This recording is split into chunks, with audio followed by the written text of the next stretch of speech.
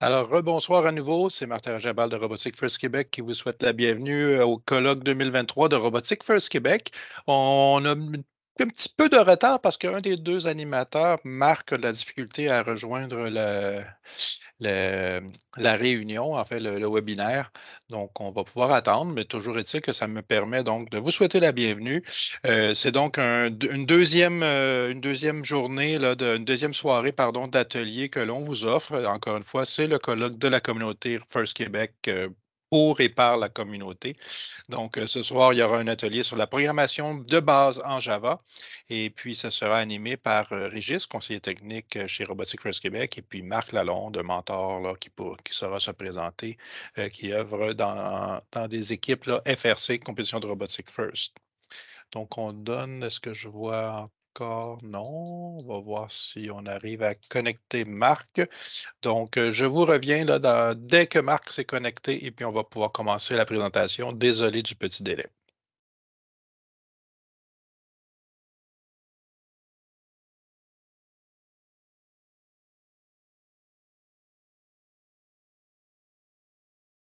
Marc est là est dans les parages, OK.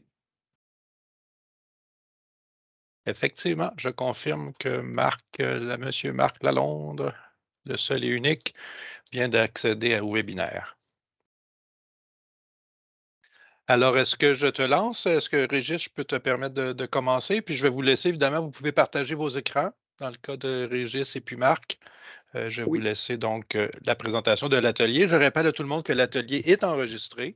Donc, effectivement, à la fois la présentation et les questions orales, en tout cas, seront enregistrées. Et puis, les enregistrements seront mis à la disposition là, une fois que le colloque sera terminé, là, probablement dans quelques jours. On espère pas plus tard que les fêtes. Tout ça sera disponible pour la communauté. Alors voilà, ex- je vous laisse entre les mains de Régis et de Marc pour une soirée Java. Sans excellent, musique. En fait, je ne sais pas, mais je pense pas qu'il y aura de la musique. excellent. Est-ce que vous m'entendez? Oui, Parfait. Donc, c'est pour vous présenter juste le petit déroulement de la soirée, là, de la présentation. Marc, merci d'être parmi nous, dans le fond. Alors, la présentation va se faire donc en deux parties. Il va y avoir une partie purement théorique, là, Java théorique, donc de manière générale. Donc, c'est toujours important de faire un rappel là, de ces notions-là, parce que quand arrive le moment de programmer, il faut savoir ce qu'on fait. Alors, mais ici, ça reste quand même vraiment de base, hein, comme le nom le dit. Alors, dans un deuxième temps, j'aimerais juste signaler une autre chose, c'est que euh, les dernières années, il y a eu une introduction graduelle, là, au moins je pense depuis les deux dernières années, de Java 8, en l'occurrence les notions de programmation fonctionnelle, hein, donc les lambda expression et autres. Alors, pour ceux et celles qui étaient là lundi, vous avez pu voir dans le sous-système qu'a présenté Julien, alors à un moment donné, il y avait la méthode run, donc qui vient vraiment qui est tiré de là. Comme vous avez vu, enfin, quand vous regarderez le code là, pour les personnes qui ne sont pas familières avec, donc ça vient de ça. Ça veut donc dire que après, parallèlement là, à ce que nous faisons et à ce qu'on verra aujourd'hui, si vous pouvez aussi prendre un petit 2 minutes, là, à un moment donné, ou 5 minutes, là, de regarder un peu c'est quoi la programmation fonctionnelle, ça pourra aussi vous aider dans le travail, dans le fond, dans la nouvelle façon de programmer donc nos robots. Alors, donc, Marc va présenter Java de base et plus tard, moi, je viendrai beaucoup plus pour parler des outils en ligne hein, qui sont de plus en plus riches d'ailleurs, là. Donc, la WPI Lib et tout ce que ça contient finalement. Alors, donc, sans plus tarder, je vais vous laisser avec Marc. Merci.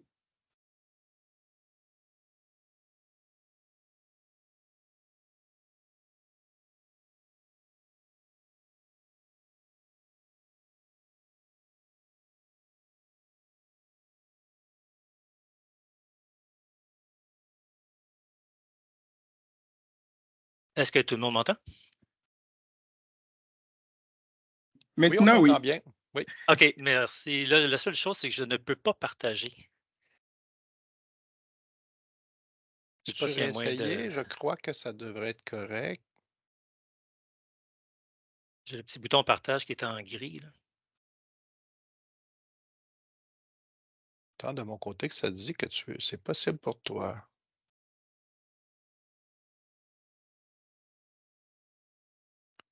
peux peut-être me déconnecter et reconnecter. Non, Ça vient non. d'apparaître. C'est Ah, bon. C'est bon, c'est bon. Parfait. 2 petites secondes.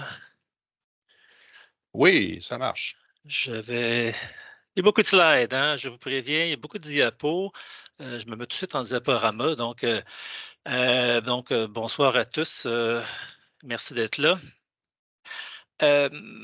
Donc, c'est ça, comme Régis l'a dit, dans la prochaine heure, je vais vous donner une bonne introduction, une bonne, j'espère, introduction au langage de programmation Java. Donc, j'ai vu qu'il y avait peut-être une quinzaine de participants. Je ne connais pas votre background. Je ne présume de rien. Et donc, on part à peu près de zéro là, pour ce qui est de la programmation Java dans la prochaine heure. Donc, vous allez voir que peut-être qu'il y a des notions, des idées là-dedans que vous connaissez déjà, alors que pour d'autres, ça va être complètement nouveau. Donc, moi, je ne fais pas de supposition là-dessus et on y va là-dessus. Donc, c'est certain que l'objectif, là, c'est vraiment de faire un survol assez général des concepts en programmation Java dans un cadre de FRC. Donc, ce n'est pas un cours ou une introduction de programmation Java de façon générale. Donc, je vais essayer de cibler quand même les éléments qui sont importants à maîtriser dans un contexte de programmation en robotique first, FRC et FTC. Donc, on va regarder le langage comme tel, la syntaxe. On va aussi, Régis en a parlé un peu tantôt, on va aussi regarder les outils, ce qui est disponible pour vous en tant que futur programmeur Java. Et donc, l'idée, évidemment, c'est de transmettre la base du langage. C'est sûr qu'au bout d'une heure, vous ne serez pas des programmeurs Java, c'est clair, mais au moins, vous allez peut-être avoir un peu l'esprit là, de la programmation avec ce langage-là. J'en profite pour dire une chose, c'est que la prochaine heure, en fait, va montrer des diapos qui sont tirés d'un cours complet qui est disponible sur Campus, que moi j'ai fait il y a 2 ans environ. Donc, ce cours-là, moi, je l'avais présenté aussi à 2 cohortes d'étudiants. Ça s'était bien passé.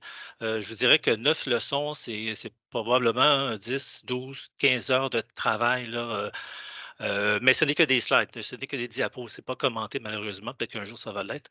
Mais si vous voulez plus d'informations là, ou en savoir un peu plus sur le langage, puis avoir des exercices par exemple, moi je vous invite à aller jeter un coup d'œil sur ce lien-là.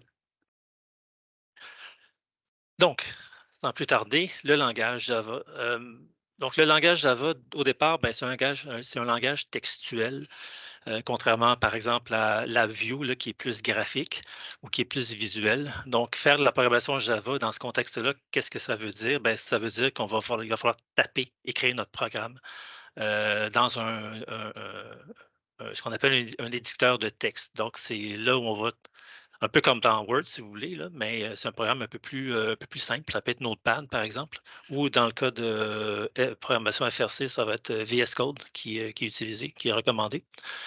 Et donc, on va taper notre programme et ensuite, ce qu'on va faire, c'est le compiler. Donc, compiler, qu'est-ce que ça veut dire? Ça veut dire prendre notre programme et l'envoyer à un programme spécial qui s'appelle un compilateur Java. Donc, la tâche de du compilateur Java, c'est de prendre notre programme, vérifier qu'il n'y a pas d'erreur et ensuite le traduire en un langage que la machine peut exécuter. Donc, c'est ce qu'on appelle le bytecode à droite.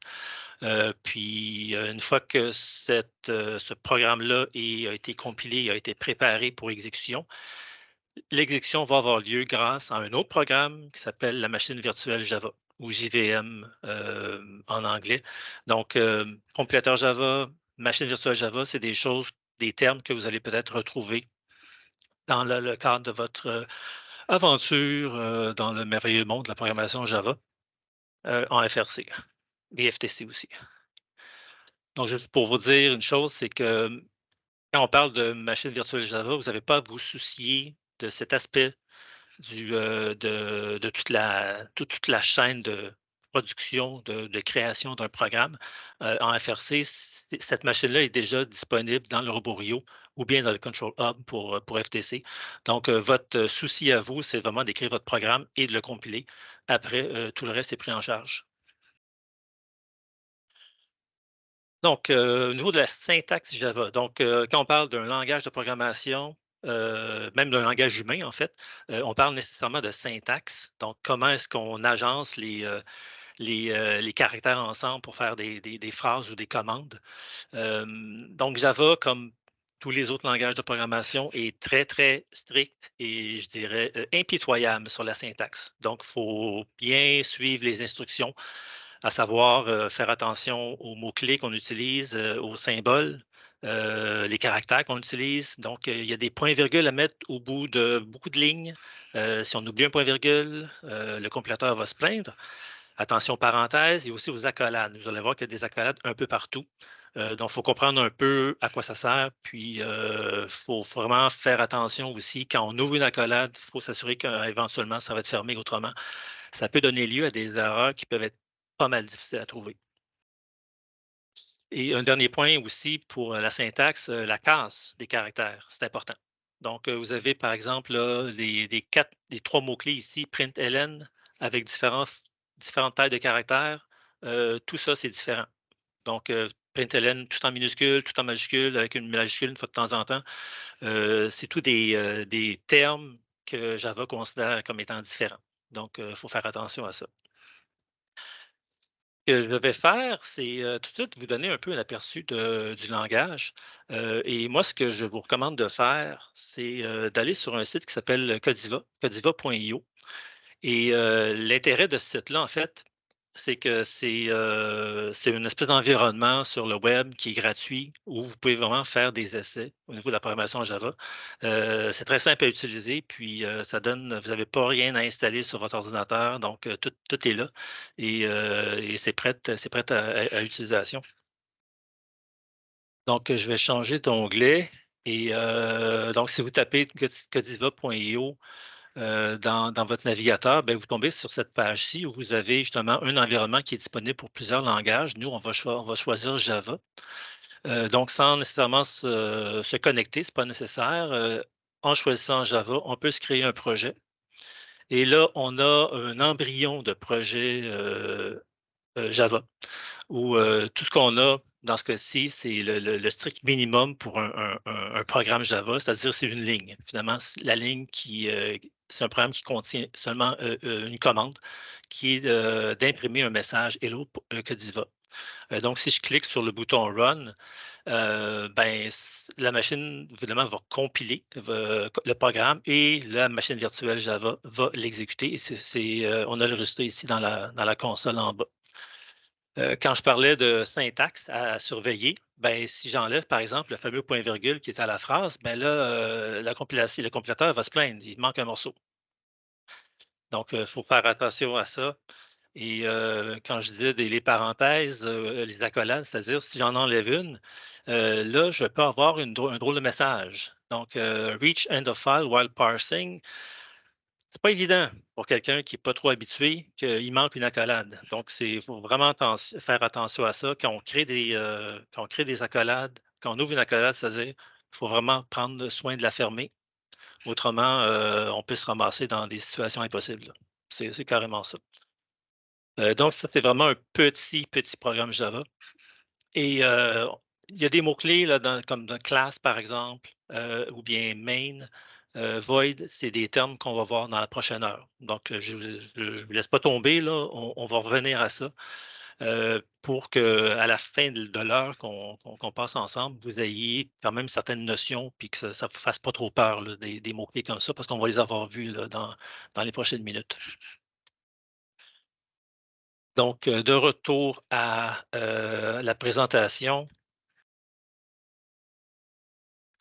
On va partir en force, donc on va parler des méthodes. Donc, en Java, qu'est-ce qu'une méthode? C'est en fait une série d'instructions qui font une tâche précise.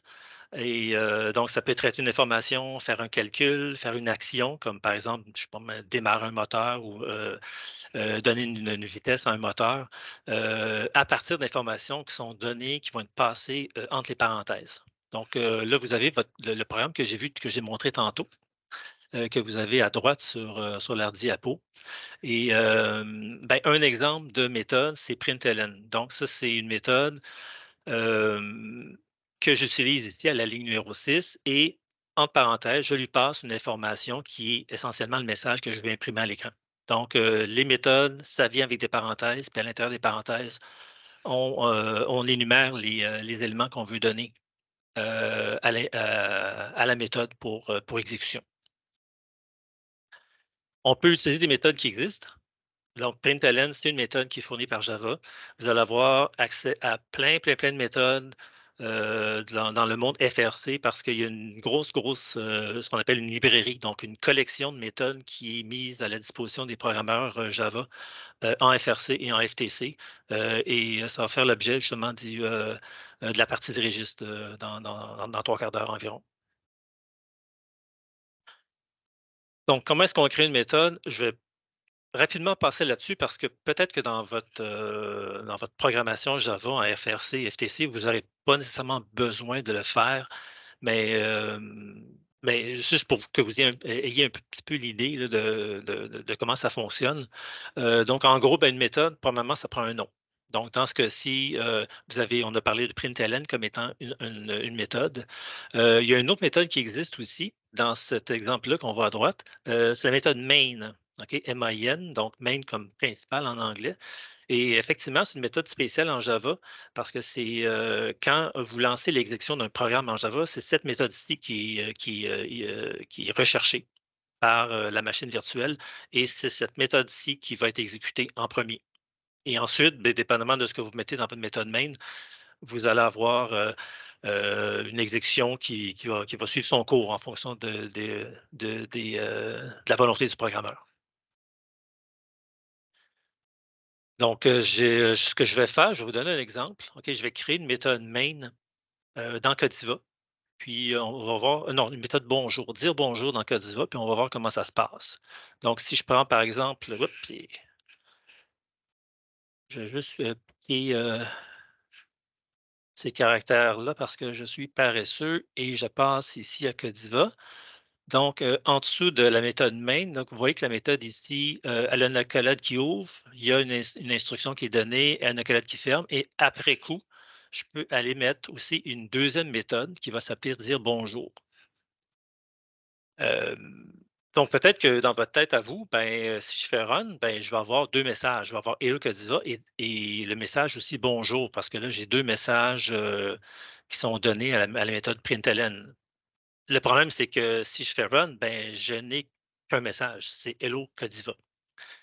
Donc, comment est-ce qu'on sort de cette situation-là? C'est que ben, il ne suffit pas de définir une méthode, il faut pouvoir aussi s'en servir. Et le principe est le suivant. Donc, si je reviens ici à la diapo. Donc, si on clique sur Run, il ne se passe rien, comme c'est donné ici.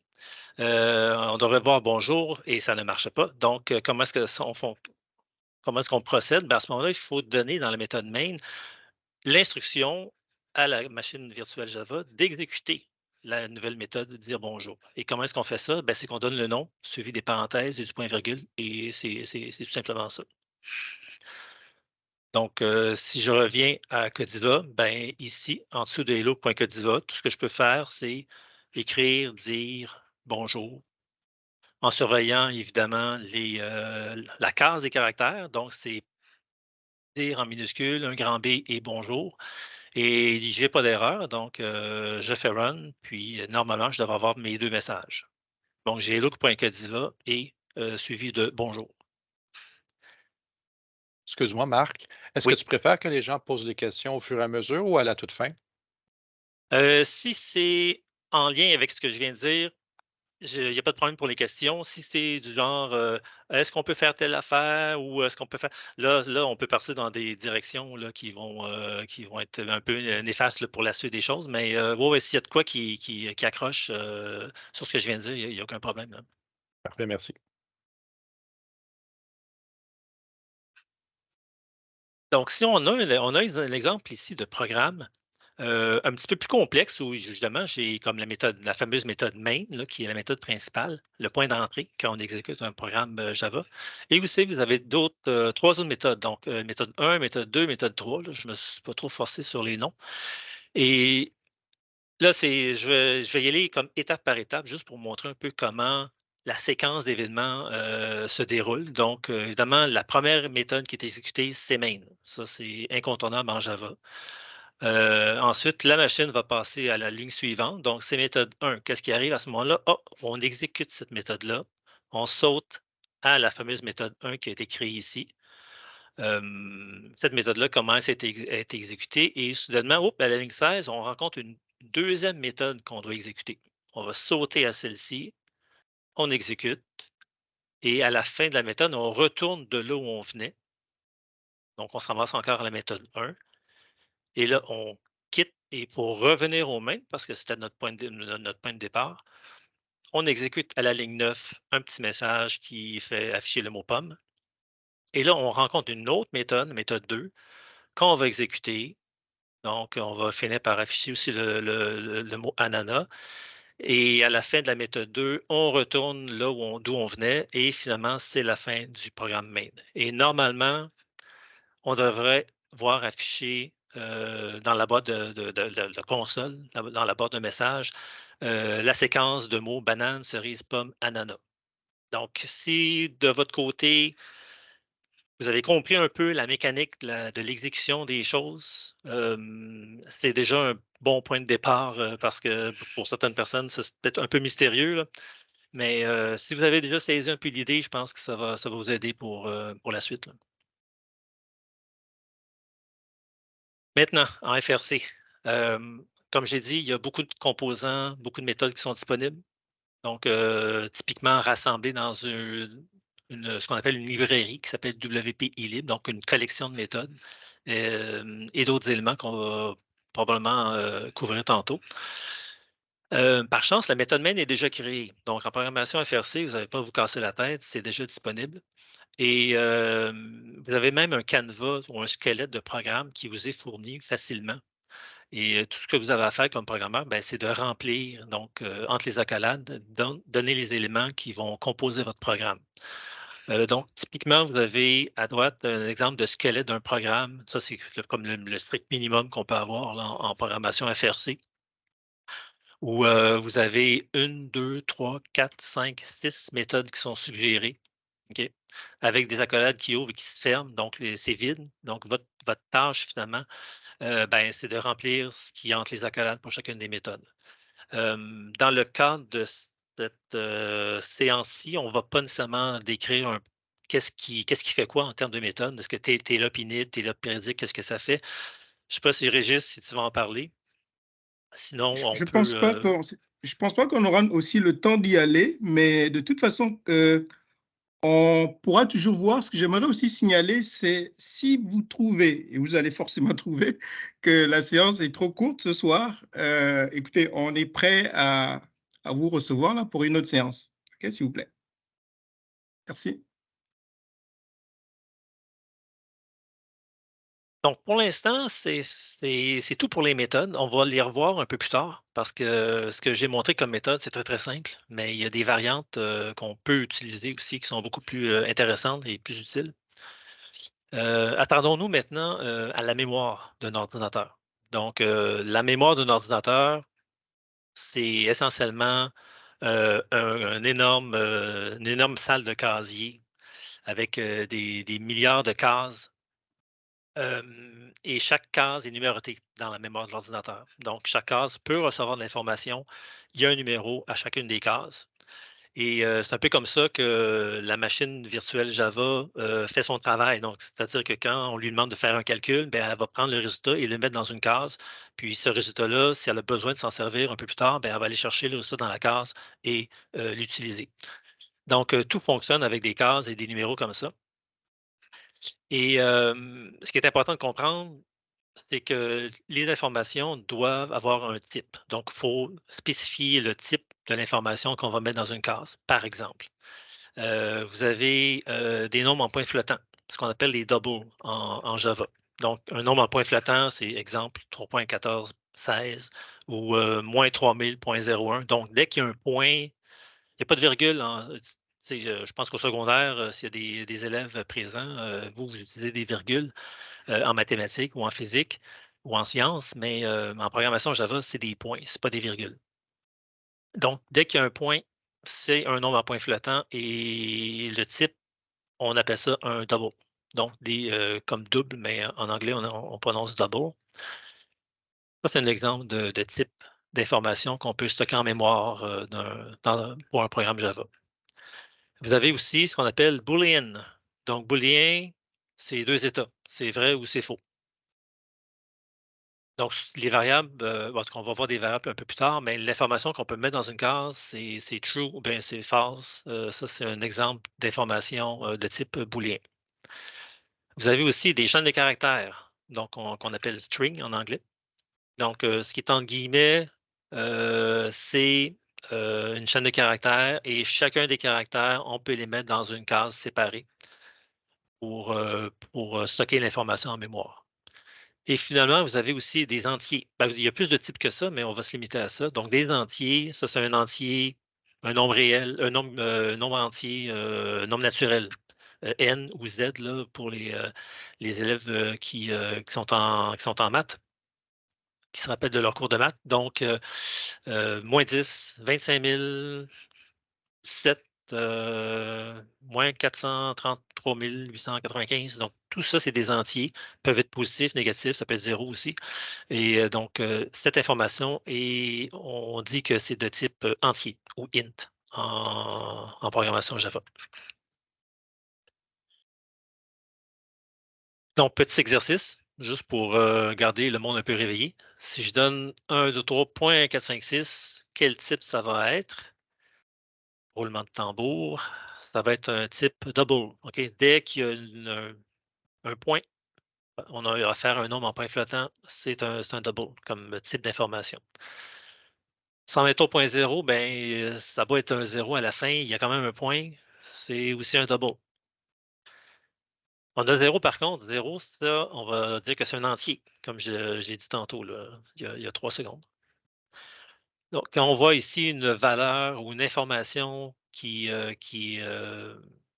représente true, ici, ben, à ce moment-là, on a affaire à une information qui est de type boolean, comme je l'ai mentionné tantôt.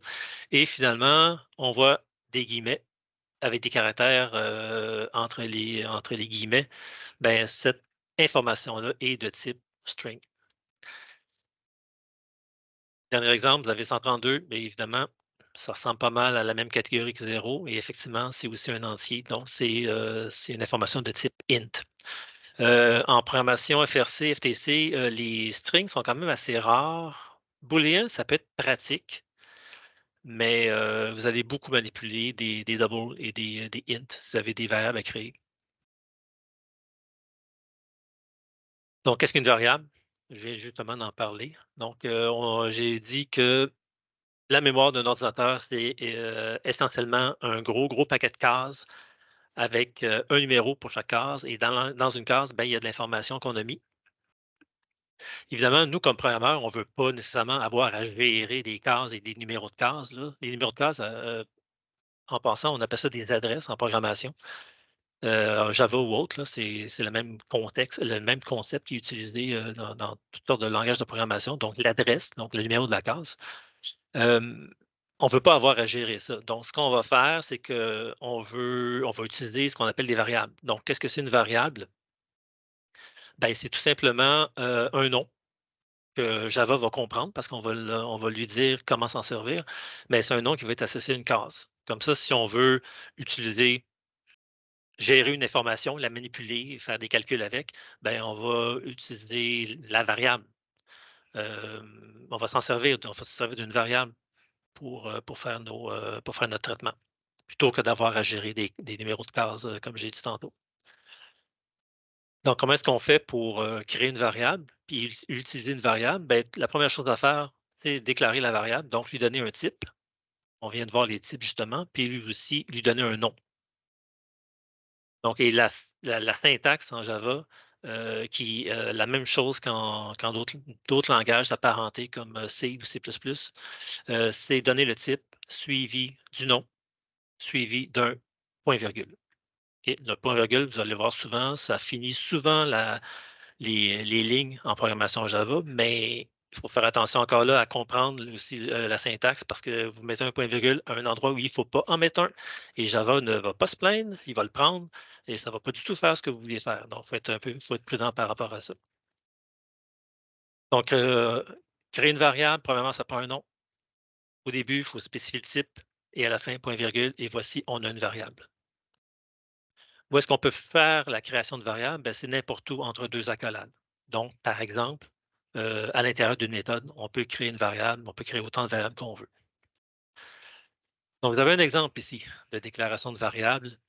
Vous en avez quatre variables déclarées, créées à l'intérieur de ma méthode main. Donc, la première variable que j'ai appelée robot en mouvement est de type boolean.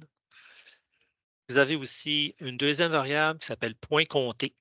On ne met pas d'accent aigu. Je pense que Java pourrait le supporter, les accents, pas convaincu, mais il faudrait faire un test. Je pense que oui, mais en général, on évite les accents en programmation. Et donc, point compté, c'est une variable de type entier. Donc, encore là, ça respecte ce que je viens de dire par rapport à la manière de déclarer les variables ou de les créer. Donc, le type suivi du nom de la variable et d'un point-virgule. Même chose pour adresse de quelqu'un, que j'ai décidé que moi, c'est une variable de type string, donc qui va compter une chaîne de caractères comme le numéro de porte suivi d'un nom de rue, par exemple. Et distance en mètres, qui à ce moment-là est pour moi une variable de type double, parce que je m'attends par exemple à des valeurs du genre 3,4 mètres de distance entre le robot et la cible que je veux viser avec un ballon que le robot doit lancer, par exemple.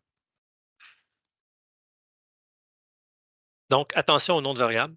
Il faut bien les choisir. Souvent, avec les programmeurs un peu juniors, des fois, on se ramasse à les aider à trouver des erreurs dans leur programme. Puis là, quand on regarde comment les variables ont été créées, les noms, c'est genre test 25 ou bien ou X, Z, V ou V2, V3, puis à un moment donné, on est tout perdu. Donc, prenez le temps de créer des bons noms de variables. Je pense que ça va aider tout le monde, incluant vous-même comme programmeur. Et juste un petit commentaire sur les caractères qu'on peut utiliser. Bien, on peut utiliser les majuscules ou les minuscules comme nom de variable, comme je l'ai montré tantôt. Les chiffres sont permis et les caractères soulignés, ce qu'on appelle les underscores en anglais. Donc, tout ce qui est à droite ici en vert, c'est valide. Donc, ça peut être une variable V. Là, on peut dire que, mettons, V, c'est une variable qui va représenter la vitesse du robot quand il se déplace. Vous pouvez avoir une variable ici avec toutes sortes de caractères, majuscules, minuscules, ça c'est permis. Comme j'ai dit tantôt, les caractères soulignés, A underscore B underscore C, c'est une variable, un nom de variable qui est tout à fait légal. Et idem aussi pour underscore A. Si ça vous chante, vous avez le droit. Par contre, ce qui est invalide, ben, c'est les exemples dans la case, dans la boîte rouge ici. Donc, le moins ou le tiret, c'est-à-dire, est pris comme étant l'opérateur de soustraction. Donc, finalement, ce n'est pas A-B comme on le penserait, mais c'est une opération qu'on fait A moins B. Donc, ça n'a pas de sens comme nom de variable. Même chose pour la barre oblique, qui est la division. Ça ne peut pas être utilisé comme dans un nom de variable. Et ici, c'est une erreur parce que ça commence par un 2. Donc, A2 est permis, mais 2A n'est pas permis. Puis finalement, les caractères bizarres, là, comme des points d'interrogation, des signes de dollar, ça, c'est pas permis non plus dans les noms de variables. Donc, ce qui vous reste, là, comme ce qui est marqué à gauche, c'est majuscule, minuscule, puis chiffres, et des caractères soulignés. Puis, je peux vous dire par expérience que vous n'avez bien en masse pour créer des bons noms de variables. Maintenant, comment est-ce qu'on donne une valeur? Parce qu'une variable, qui n'a pas de valeur, c'est pas très utile. Donc, on voudrait assigner ou donner une valeur à une variable. Comme on fait, bien, on utilise le symbole égal, tout simplement. Donc, vous avez des exemples ici aux lignes 14, 15, 16, 17. Donc, au début, j'avais créé mes variables, on en a parlé tantôt. Donc, on peut dire, par exemple, que point compté, c'est égal à 10. Puis, c'est un peu comme en maths, là. C'est comme x égale 2, c'est la même chose. Donc, point compté égale 10, point virgule. Robot en mouvement, on disait que c'est une variable de type booléen, donc c'est true ou c'est false. Donc, ça peut pas être autre chose que ces deux possibilités-là. Ici, j'ai décidé que c'était false, point virgule. L'adresse de quelqu'un, on a dit que c'était une string, chaîne de caractères. Donc, entre guillemets, j'ai ma chaîne de caractères. point virgule aussi. Et finalement, ma distance en mètres que j'ai décidé que ça serait 8,3, ben, c'est distance en mètres égale 8,3 point virgule. C'est tout simplement ça qu'on fait. C'est comme ça qu'on fait pour créer, assigner des valeurs à des variables.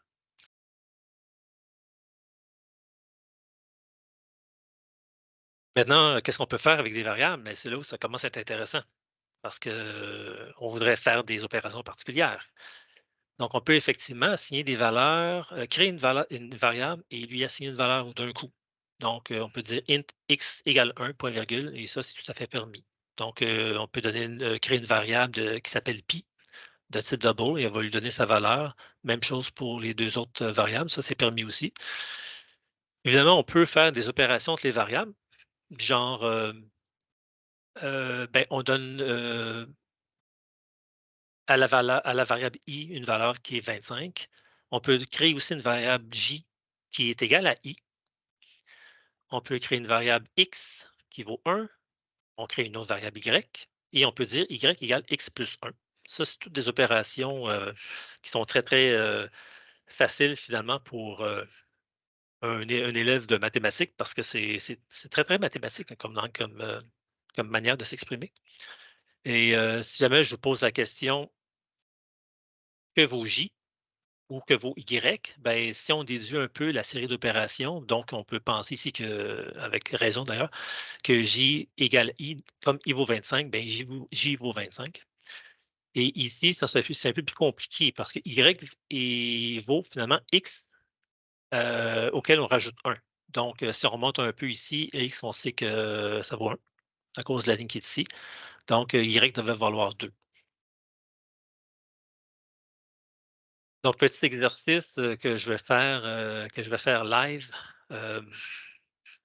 Donc, la question est, dans la méthode main, on voudrait créer une variable de type double qui va s'appeler ma variable et on veut lui donner la valeur moins 2,2. Donc, je vais retourner dans Codiva et dans ma fameuse méthode main qui est ici, ben, un peu partout, là, je peux y aller au début ou à la fin. Donc, je voulais une variable de type double qui s'appelait ma variable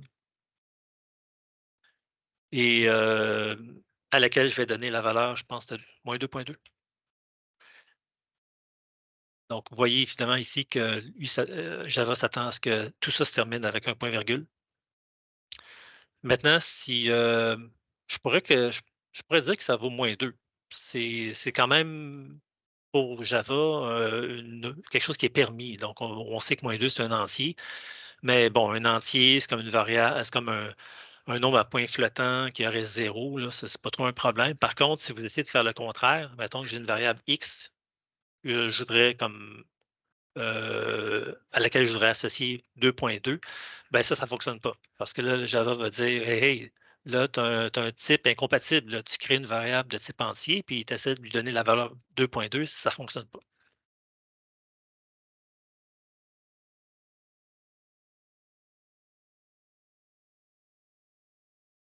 Donc, si on retourne aux méthodes, on a vu la méthode A, méthode très simple, une première méthode qui était simple parce qu'elle avait finalement des parenthèses vides. Donc, on ne faisait qu'à l'intérieur de la méthode faire des instructions quand même assez simples. Maintenant, on va aller peut-être un peu plus complexe parce qu'on peut faire toutes sortes de choses, toutes sortes de combinaisons. Donc, il y a des types de méthodes qui vont recevoir de l'information pour faire un traitement. Il y a des méthodes qui vont produire l'information et il y a aussi des méthodes qui vont faire les deux. OK, donc, c'est symbolisé par les boîtes ici. Donc, méthode B avec une petite flèche, là, comme on lui donne l'information pour faire un traitement. Méthode C, il y a de l'information qui sort sans qu'il y ait d'entrée d'information. Donc, finalement, c'est comme si méthode C créait de l'information. Et finalement, méthode D aussi, qui reçoit du stock et qui va aussi en produire en sortie. Puis vous allez voir ces méthodes-là, à quoi ça va ressembler en Java. Comment est-ce qu'on va se servir de ces méthodes-là en Java. Donc, le premier type, on l'a vu. Évidemment, c'est très simple. C'est une méthode. Il y a le nom de la méthode avec les parenthèses vides et à l'intérieur, ce qui remplace les 3 petits points, là, ça peut être des commandes comme println ou des choses comme ça. Donc, les parenthèses vides indiquent que la méthode ne reçoit pas d'information et le mot void dit que la méthode ne retourne pas d'information.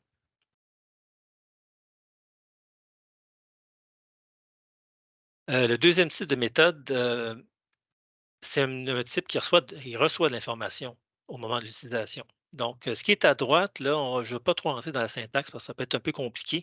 Ce n'est pas nécessairement le but.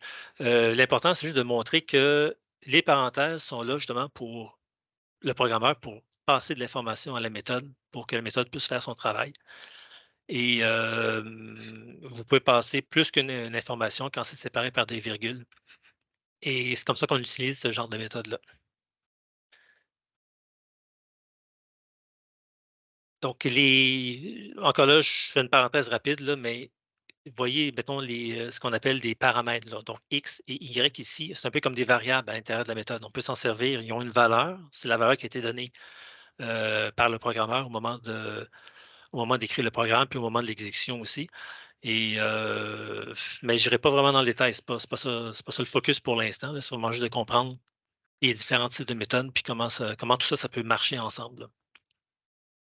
Donc, vous avez un exemple ici d'une méthode que j'ai appelée méthode B, donc qui reçoit de l'information. Donc, l'information reçue, c'est un entier, c'est pas autre chose qu'un entier.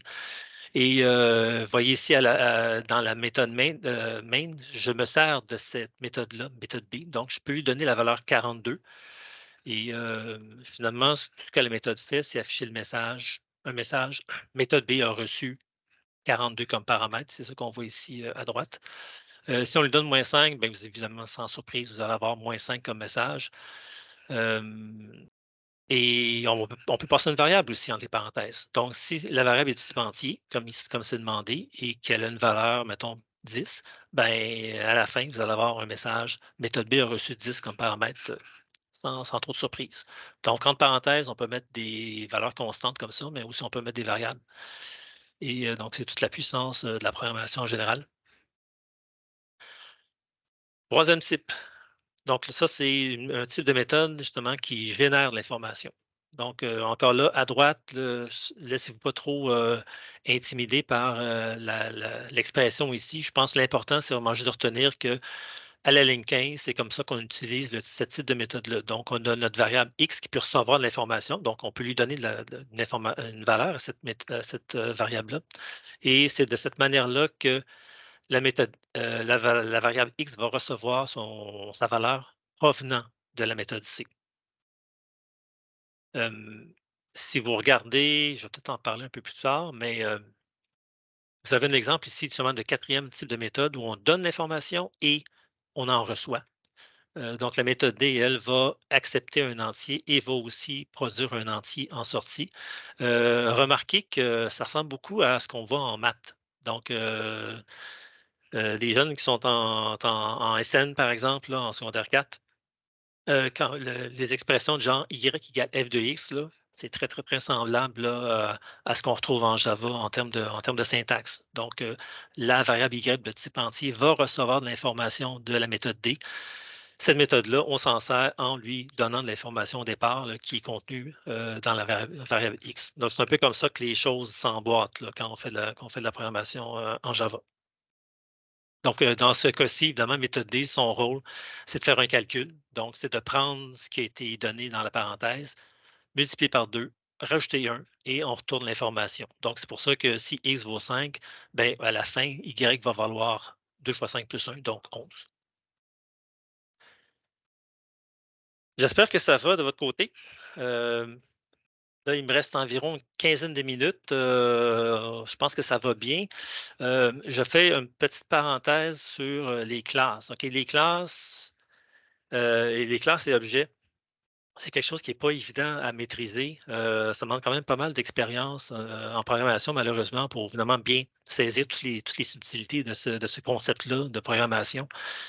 Je fais une introduction en 2, 3, 4 diapos maximum. On pourrait s'en reparler longuement. Si jamais vous avez des questions, ça va me faire plaisir.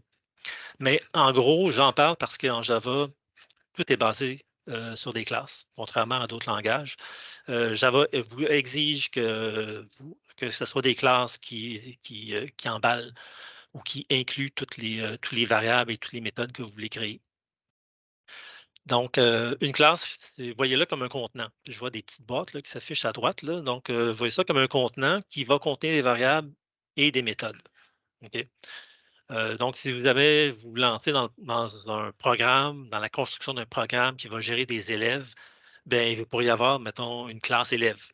Puis dans la classe élève, vous allez avoir quoi? Bien, des variables. Par exemple, une variable de type string qui va contenir le nom de l'élève. Une autre variable qui va contenir son adresse. Puis des variables de type double qui vont contenir, par exemple, ses notes en maths ou en géographie. En FRC, en robotique FRC, bien, vous allez avoir la classe robot. Puis dans la classe robot, vous allez avoir des variables. Mettons moteur gauche, moteur droit. Puis ces variables-là, vous êtes capable de les manipuler pour justement démarrer les moteurs, les arrêter, choisir la vitesse et ainsi de suite. Puis vous allez avoir aussi des méthodes. Par exemple, vous voulez faire avancer votre robot, bien, vous allez avoir la méthode avancée. Puis cette méthode-là va utiliser les variables moteur gauche, moteur droite pour mettre le robot en mouvement.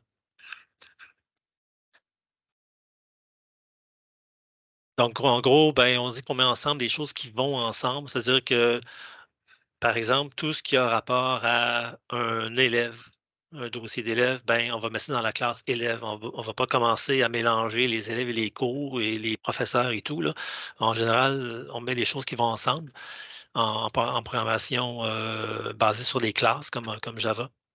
Ben, tous ces concepts-là, justement, de classe et tout, puis de comment est-ce qu'on met les choses ensemble, comme je disais, ça demande quand même pas mal de réflexion, puis bien comprendre un peu qu'est-ce que c'est des classes. Et bon, ça vient avec le temps. Donc, si on retourne à notre programme hyper simple du début, ben, Hello Codiva, finalement, ben, c'est une classe.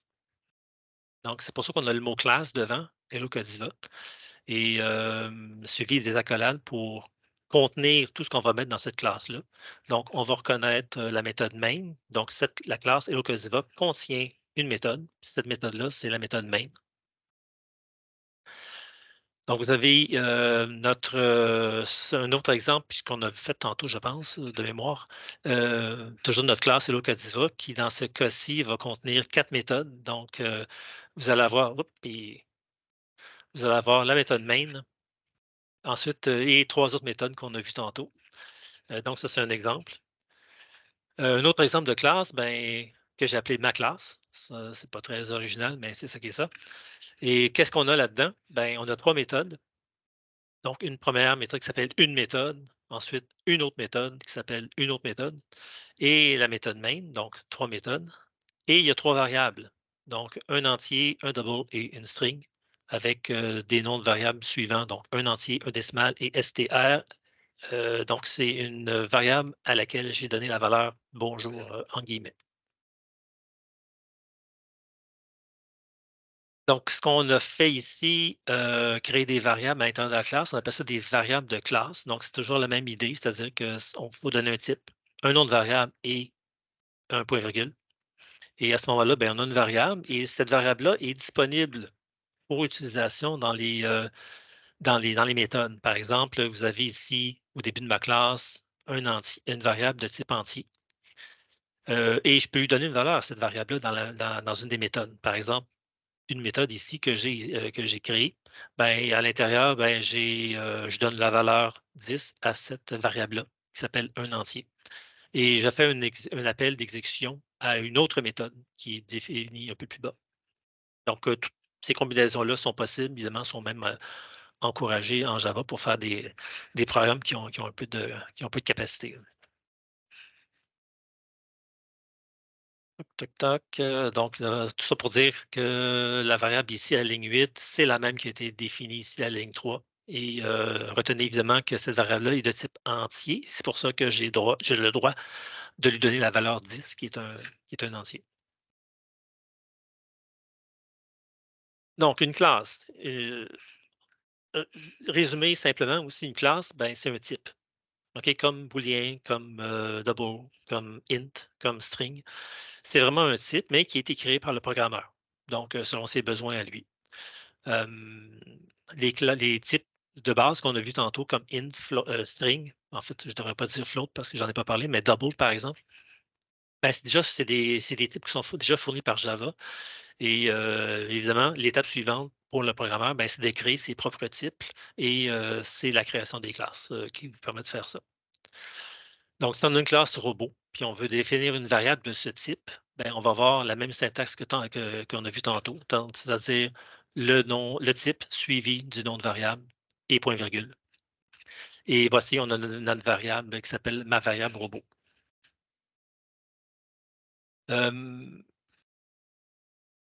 Dans ce cas-ci particulier, quand on utilise des variables qui ont été créées avec, via une classe, donc la classe robot ici, par exemple, c'est un peu plus compliqué à utiliser que des variables simples là, comme des entiers ou des doubles. Il faut utiliser un mot-clé qui s'appelle new, qui va en fait créer l'espace en mémoire pour cette variable-là. Donc, en Java, ce n'est pas automatique. Dans d'autres langages, c'est un peu différent. Mais en Java, ce n'est pas automatique. Il faut vraiment utiliser le mot-clé new suivi du type et des parenthèses, point virgule, pour que cette variable-là, qui s'appelle ma variable robot, soit créée et qu'on puisse l'utiliser. Donc, si vous allez voir des new comme ça qui vont apparaître, là, soyez pas surpris, c'est vraiment parce qu'on a affaire à des variables qui sont en fait créées à partir de classes. Et ce qu'on va dire de ma variable robot, c'est que c'est un objet. OK? Donc, jusqu'ici, on voyait comme des mots-clés importants, là, c'était classe, variable, méthode. Maintenant, il y a le mot objet qui vient d'apparaître. Ben, un objet, finalement, c'est ni plus ni moins qu'une variable, mais qui a été créée à partir d'une classe. On appelle ça un objet. Donc, vous avez un exemple ici qui est tout à fait réel, que j'ai pris sur Internet, là, parce que c'est un exemple qui est fourni par WPI Lib pour aider justement les programmeurs à démarrer, à commencer à faire la programmation en Java en FRC. Donc, qu'est-ce qu'on reconnaît dans cet exemple-là? Bien, premièrement, on a affaire à une classe qui s'appelle robot ici. Donc, vous voyez le mot robot ici. Donc, on a classe robot avec des accolades ouvrantes et fermantes.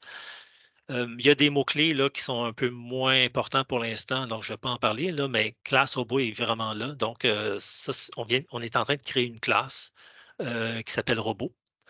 Donc, on va reconnaître aussi 4 variables de classe. Donc, on a probablement M souligné left motor. Donc, sans surprise, évidemment, c'est le moteur gauche. Même chose ici, M underscore right motor. Donc, ça, c'est le moteur de droite qui vient d'être créé. Voyez le new aussi, j'en ai parlé la diapo juste avant. Et donc, ça, c'est comme ça que je vais créer ma variable ou mon objet left motor. Et j'ai aussi Robot Drive pour créer le système là, de contrôle de commande du robot. Donc, et à cette variable-là, je vais lui donner les moteurs gauche et droite pour que lui puisse faire la navigation facilement. Et j'ai finalement une autre variable qui ça va s'appeler M underscore stick, qui est le joystick. Donc, évidemment, c'est pour que le pilote puisse manipuler le robot. Donc, j'ai 4 variables. Et j'ai en plus, toutes ces variables sont des objets en passant. Donc, évidemment, parce que les types de ces variables-là, c'est des objets, c'est des classes. Et voyez, j'ai utilisé aussi les mots-clés new pour bien créer ces objets-là. Donc, j'ai 4 variables, 4 objets. Ensuite, j'ai 2 méthodes. Donc, j'ai robot init qu'on voit ici. Et j'ai aussi télop périodique. OK? Donc, ça, c'est des mots que vous allez retrouver en programmation FRC parce que en fait, c'est comme puis j'en ai parlé au début aussi, c'est des méthodes qui sont comme, entre guillemets, obligatoires que vous devez programmer vous-même pour que votre robot puisse faire quelque chose pendant un match. Donc, qu'est-ce que ces méthodes-là ont de particulier? Ben, c'est que premièrement, à l'intérieur de TLA périodique, on retrouve 2 variables, donc de type double. Donc, une première variable qui s'appelle X, une autre qui s'appelle Y. Et vous voyez un peu, ça, c'est un appel ça, c'est une méthode, justement, un exemple de méthode qui produit de l'information. OK? Donc, j'avais appelé ça le type C tantôt. Là. Donc, get X et get Y, là, avec les parenthèses, ces méthodes-là génèrent de l'information. Puis l'information, en fait, c'est la position du joystick là, qui est tenue qui est dans les mains du pilote.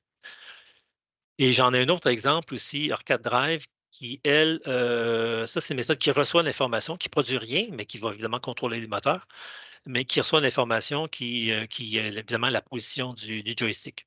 Donc, cette méthode-là est évidemment très importante. C'est elle qui permet de faire bouger le robot dans la bonne direction.